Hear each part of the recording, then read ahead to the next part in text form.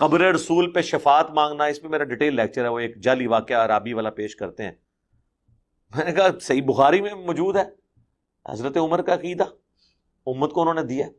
بسم اللہ الرحمن الرحیم۔ ابھی آپ نے ایک کلپ مرزا محمد علی کا دیکھا ہے جس میں وہ یہ بیان کرتا ہے کہ ایک عرابی کا واقعہ ہے جس کو بیان کیا جاتا ہے وہ جعلی ہے، اور اس کے بعد حضرت عمر کی حدیث کا اس نے ریفرنس دیا، یعنی مطلب یہ ثبوت ثابت یہ کرنا چاہتا ہے کہ حدیث پاک میں حضرت عمر کا عقیدہ بیان کیا گیا کہ زندہ سے توسل جائز ہے، مردہ سے جائز نہیں۔ پہلی بات پہ آئیں گے کہ کیا وہ روایت جو عرابی کی ہے وہ جعلی ہے؟ روایت پہلے یہ سن لیں کیا ہے۔ علامہ ابن کثیر رحمۃ اللہ نے یہ واقعہ پورا درج کیا ہے، اور اس کے علاوہ مفسرین کی ایک تعداد ہے جس نے بیان کیا ہے، مثلا امام نصفی مدارک تفسیر مدارک میں، تفسیر قرطبی علامہ ابن قرطبی نے، تفسیر در منصور میں علامہ سیوطی رحمۃ اللہ علیہ نے، مفسرین نے اس واقعے کو بغیر نکیر کے، بغیر کسی انکار کے ذکر کیا، اور وہ عربی اور اپنے پائے کے مفسر اور علم قرآن رکھنے والے اور حدیث کا علم رکھنے والے تھے۔ واقعہ یہ ہے کہ عرابی نبی پاک صلی اللہ علیہ وسلم کی خدمت اطہر میں آپ کے وصال ظاہری کے بعد آیا۔ اس نے عرض کی السلام علیک یا رسول اللہ، سمعت اللہ یقول ولو انہم اذ ظلموا انفسهم جاؤک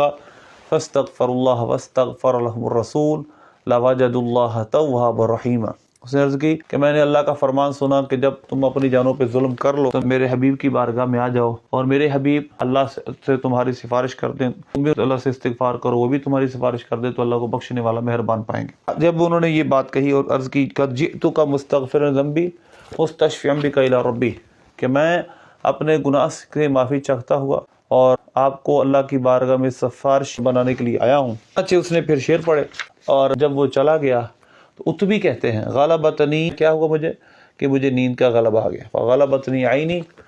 اس کے بعد جب مجھے نیند کا غلبہ ہوا تو نبی پاک صلی اللہ علیہ وسلم خواب میں تشریف لائے اور فرمایا الحق العربیہ، اس دیہاتی سے مل، فبشرہ ان اللہ قد غفر لہ، اس کو بتا دے کہ اللہ نے اس کی بخشش کر دی ہے۔ یہ واقعہ ہے جس کو مرزا محمد علی نے جعلی کہا ہے۔ اب یہ تو ایک تو علامہ ابن کثیر نے کہا ہے قد یرشد اللہ تعالی العصاة المذنبین، اللہ نے گناہ گاروں کو کی رہنمائی کی ہے کہ اذا وقع من خطا والنسیان ان یأتوا الی الرسول، اپنا عقیدہ واضح کیا ہے کہ اللہ نے اس آیت میں فرمایا ہے گناہ گاروں کو، عاصیوں کو، کہ جب وہ اپنی جانوں پہ ظلم کر لیں تو اللہ کے حبیب صلی اللہ علیہ وسلم کے پاس آ جائیں، اور پھر یہی طریقہ جو آیت کریمہ میں بیان کیا گیا ہے یہی اختیار کریں۔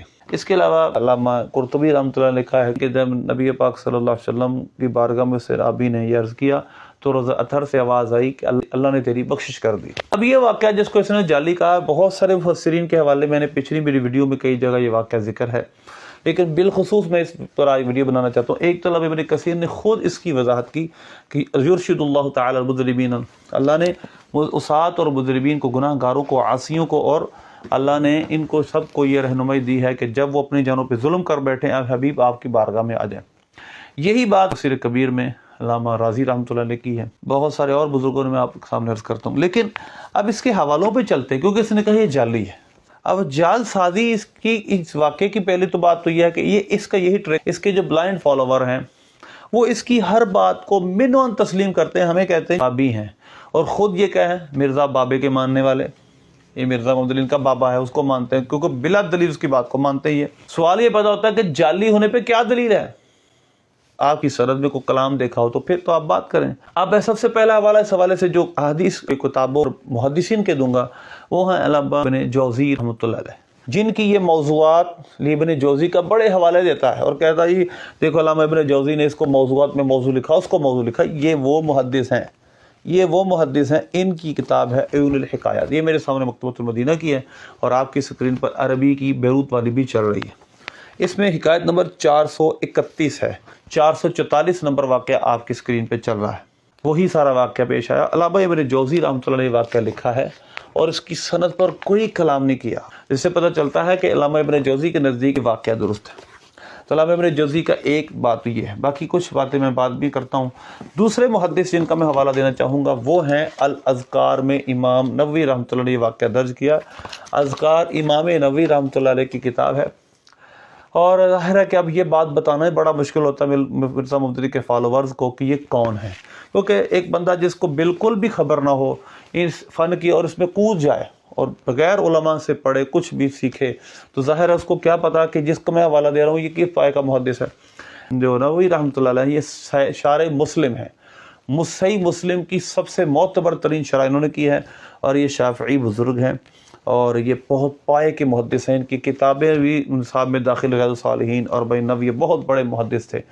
انہوں نے بھی اپنی اس کتاب میں اس واقعے کو درج کیا ہے، میں نے آپ کے سامنے حوالہ پیش کر دیا. تیسرے محدث جو بہت بڑے حدیث کے امام ہیں، امام بیہقی رحمۃ اللہ علیہ کی، یہ شعب الایمان ہے.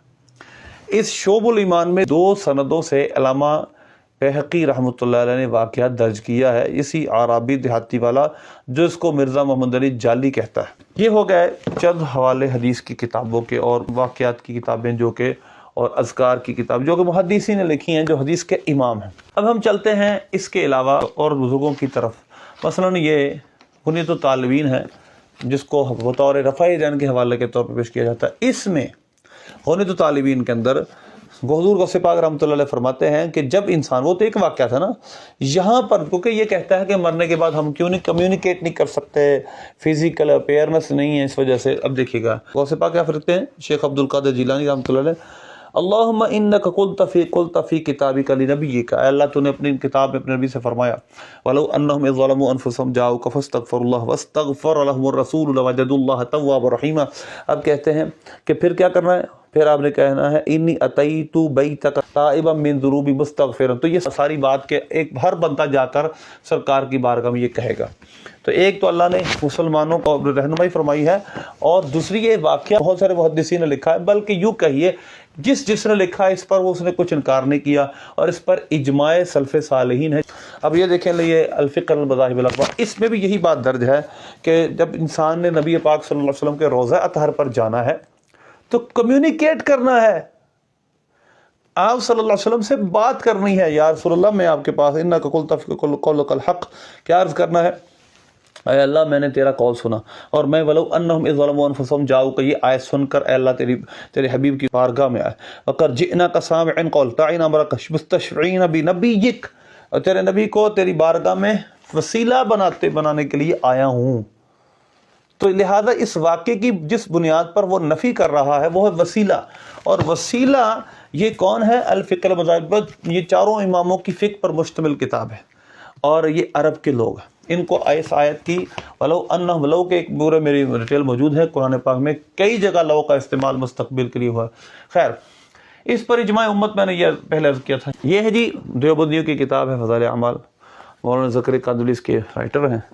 یہ دیکھیے ولو انہم اذ ظلموا انفسہم جاؤک، یعنی وہی بات جو عرابی نے کی، یہ خود تعلیم دے رہے ہیں کہ جا کر نبی پاک صلی اللہ علیہ وسلم کے روضے پر یہی کام کرنا ہے، جا کے آپ صلی اللہ علیہ وسلم سے سفارش کا عرض کرنا ہے.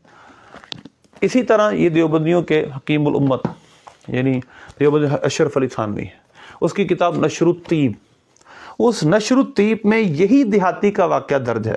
ہے بھی علامہ ابن جوزی کے حوالے سے، علامہ ابن جوزی کے حوالے سے اس واقعے کو نشر الطیب میں اشرف علی تھانوی دیوبندی نے بھی ذکر کیا. یہ آپ کے سامنے حوالہ ہے.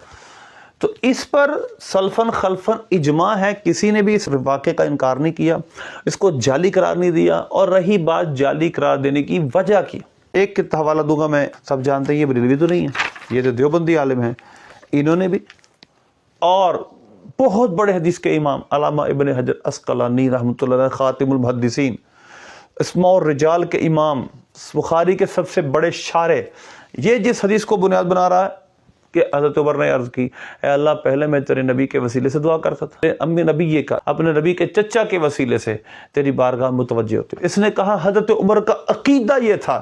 یہ کس حدیث سے ثابت ہوا جی؟ حضرت عمر کا عقیدہ یہ، انہوں نے صرف یہ کہا ہے اللہ پہلے تیرے نبی کے وسیلے سے، اب تیرے نبی کے چچا کے وسیلے سے دعا کرتے. بات صرف اتنی تھی، یہاں وسیلے کی کیا بات آئی؟ ایک ہے اس مرزا محمد علی جاہل جو لغت عرب سے جاہل ہے، جو گرامر سے جاہل ہے، جو اصول سے جاہل ہے، اس کی فائنڈنگ اس حدیث کو لے کر. اور ایک فائنڈنگ ہے صحیح بخاری کے شارح اور بہت بڑے حدیث کے امام، اسماء الرجال کے امام، لغت عرب کے امام علامہ ابن حجر عسقلانی رحمۃ اللہ علیہ. وہ کیا فرما رہے ہیں دیکھیں، یہ فتح الباری کا آپ کے سامنے چل رہا ہے. انہوں نے فرمایا کہ اس سے پتہ چلا کہ غیر نبی کا مطلب جو صحابی ہیں اہل بیت کے اور صالحین ہیں، یعنی صالحین اہل بیت کے افراد کا بھی وسیلہ بنانا جائز ہے. مطلب یہ ہے کہ حضرت عمر نے یہ بتا دیا کہ غیر نبی کا وسیلہ بھی جائز ہے، نبی کے ساتھ ساتھ جو نبی سے تعلق رکھنے والے ان کا وسیلہ بھی جائز ہے. یہ ہے ان بڑے بڑے محدثین کرام کی فائنڈنگ. اور ایک سا میں اس وجہ سے کہہ رہا ہوں بریلویز کٹ کر تھوڑا سا بات کروں گا. یہ ہے جی نشرتی کہ کون رائٹر اس کا، اشرف علی تھانوی پہ ابھی حوالہ میں نے دیا ہے. اس کے اندر کیا لکھا ہے؟ اس کے اندر یہی لکھا ہے دوسری روایت کہ حضرت عمر نے بارش کے لیے حضرت عباس کا وسیلہ دیا. تو اس کے پیچھے کیا لکھا ہے؟ اس حدیث سے غیر نبی کے ساتھ توسل بھی جائز ہوا. اس حدیث میں نبی پاک صلی اللہ علیہ وسلم کے علاوہ غیر نبی سے، اولیاء صالحین سے توسل کا ثبوت ہے. اس کا مطلب یہ نہیں ہے کہ جو فوت ہو گیا اس کا وسیلہ جائز نہیں ہے. اس کا مطلب یہ ہے کہ انبیاء کے علاوہ کا وسیلہ بھی تلاش کیا جا سکتا ہے. اور میرے پچھلے ویڈیو کلپ میں اور آگے بھی انشاءاللہ آئے گا اور تفصیلی بات ہوگی اس پہ آئندہ کہ حضرت عمر رضی اللہ تعالیٰ عنہ کے دور خلافت میں صحیح سندوں سے ثابت ہے کہ صحابہ نے نبی پاک صلی اللہ علیہ وسلم کے روضہ اطہر پر جا کر دعائیں کی. اس وجہ سے ان تمام چیزوں کو دیکھتے ہوئے ہمیں اس شخص سے اپنی جان چھڑانی چاہیے. اور میں نے بہت سارے محدثین کے حوالے آپ کو دیے ہیں جو اس نے جعلی کا اس کو ثابت کرنے کے لیے فیبریکیٹڈ نہیں ہے. اس پر امت کے علماء نے اجماع کیا ہے. جس نے لکھا ہے اس نے اس کا انکار نہیں کیا. اللہ سے دعا اللہ مجھ کی توفیق دے.